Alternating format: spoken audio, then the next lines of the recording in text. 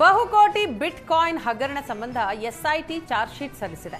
Sriki, robin ಖಂಡೇವಾಲಾ, Mohammed Nalpad ಸೇರಿ ಇತರರ ವಿರುದ್ಧ ಚಾರ್ಜ್ ಶೀಟ್ ಸಲ್ಲಿಕೆ ಆಗಿದೆ. ಕಮಿಷನ್ನಲ್ಲಿ ನಲ್ಪಾಡ್ಗೂ ಪಾಲು ಹೋಗಿರುವುದು ಪತ್ತೆಯಾಗಿದೆ. ಸದ್ಯ ಇದೇ ಪ್ರಕರಣಕ್ಕೆ ಸಂಬಂಧಪಟ್ಟ ಹಾಗೆ ಇಡಿಯಿಂದಲೂ ತನಿಖೆ ಶುರುವಾಗಿದೆ. ಇತ್ತೀಚೆಗೆ ನಲ್ಪಾಡ್, ಶ್ರೀಕಿ ಸೇರಿ ಕೆಲವರ ಮನೆ ಮೇಲೆ ಇಡಿ ದಾಳಿಯನ್ನ ನಡೆಸಿತ್ತು. ಆರೋಪಿಗಳನ್ನ ಕಸ್ಟಡಿಗೆ ಪಡೆದು ವಿಚಾರಣೆ ನಡೆಸಿದ್ದ ಇಡಿ ಮೂರನೆಯ ಬಾರಿಗೆ ನೋಟಿಸ್ ಕೊಟ್ಟಿದೆ. ಬೆಂಗಳೂರಿನಲ್ಲಿ ಕ್ಷುಲ್ಲಕ ಕಾರಣಕ್ಕೆ ಮಂಗಳಮುಖಿಯರ ಗುಂಪಿನ ನಡುವೆ ಗಲಾಟೆಯಾಗಿದೆ. ಹೊಸೂರು ರಸ್ತೆ ತಡೆದು ಮಂಗಳಮುಖಿಯರ ಆಕ್ರೋಶ ಜೋರಾಗಿತ್ತು. 2-3 ಬಾರಿ ಗಲಾಟೆಯ ಬಗ್ಗೆ ದೂರು ನೀಡಲು ಹೋದರೂ ಪೊಲೀಸರು ದೂರು ದಾಖಲಿಸಿಕೊಂಡಿಲ್ಲ ಅಂತ ರಸ್ತೆ ತಡೆದಿದ್ದಾರೆ. ಕೆಲಕಾಲ ವಾಹನ ಸವಾರರು ಹೈರಾಣಾದರು. ಈ ವೇಳೆ ಗುಂಪನ್ನು ನಿಯಂತ್ರಿಸಲು ಪೊಲೀಸರು ಹರಸಾಹಸ ಪಡಬೇಕಾಯಿತು.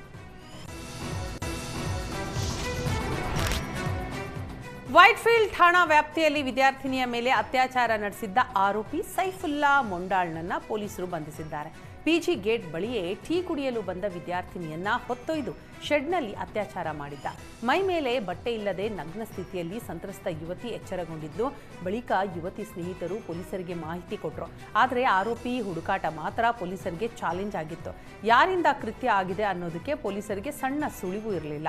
ಅಕ್ಕಪಕ್ಕದ ಸಿಸಿ ಕ್ಯಾಮೆರಾಗಳ ಪರಿಶೀಲನೆಯ ವೇಳೆ ಪೇಪರ್ ಆಯುವ ವ್ಯಕ್ತಿ ಓಡಾಡಿದ್ದು ಗೊತ್ತಾಗಿತ್ತು. ಆದ್ದರಿಂದ ಅಕ್ಕಪಕ್ಕದ ಕಸದ ರಾಶಿಗಳ ಬಳಿ ಆರೋಪಿಯನ್ನ ಹುಡುಕಾಟ ನಡೆಸಿದ್ರು. 30ರಿಂದ 40 ಡಂಪಿಂಗ್ ಜಾಗಗಳ ಬಳಿ ಪೊಲೀಸರು ಬೀಡು ಬಿಟ್ರು. ಈ ವೇಳೆ ಆರೋಪಿಯನ್ನ ಪೊಲೀಸರು ಬಂಧಿಸಿದ್ದಾರೆ.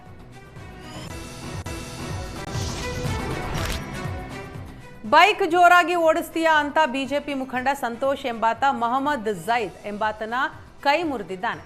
ಚಿಕ್ಕಮಗಳೂರಿನ ಅಜ್ಜಂಪುರ ಪಟ್ಟಣದಲ್ಲಿ ಮೊಹಮ್ಮದ್ ಬೈಕ್ನಲ್ಲಿ ಹೋಗುವಾಗಲೇ ಸಂತೋಷ್ ಮಾಳೆ ಕಬ್ಬಿಣದ ರಾಡ್ನಿಂದ ಹಲ್ಲೆ ನಡೆಸಿದ್ದಾನೆ. ಹಲ್ಲೆ ಖಂಡಿಸಿ ನೂರಾರು ಮುಸ್ಲಿಮರು ಠಾಣೆಯ ಬಳಿ ಜಮಾಯಿಸಿದ್ರು. ಸದ್ಯ ಕಾಫಿನಾಡ ಅಜ್ಜಂಪುರದಲ್ಲಿ ಬೂದಿ ಮುಚ್ಚಿದ ಕೆಂಡದಂತಹ ಪರಿಸ್ಥಿತಿ ನಿರ್ಮಾಣವಾಗಿದೆ.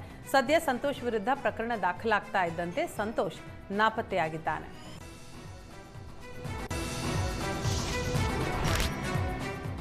ದಕ್ಷಿಣ ಕನ್ನಡ ಜಿಲ್ಲೆಯ ಬೆಳ್ತಂಗಡಿಯಲ್ಲಿ ನಡೆದಿದ್ದ ಮನೆಗಳ್ಳತನ ಪ್ರಕರಣವನ್ನ ಪೊಲೀಸರು ಭೇದಿಸಿದ್ದು, 2 ಅಂತಾರಾಜ್ಯ ಕಳ್ಳರನ್ನ ಬಂಧಿಸಿದ್ದಾರೆ.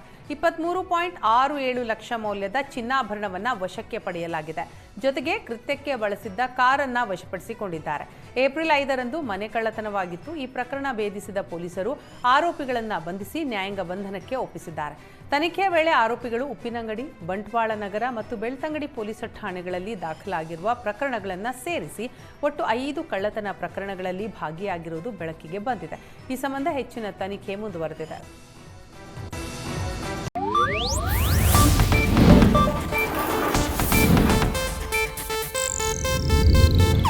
ಇದು ಏಷ್ಯಾನೆಟ್ ನ್ಯೂಸ್ ನೆಟ್ವರ್ಕ್ ಪ್ರಸ್ತುತಿ.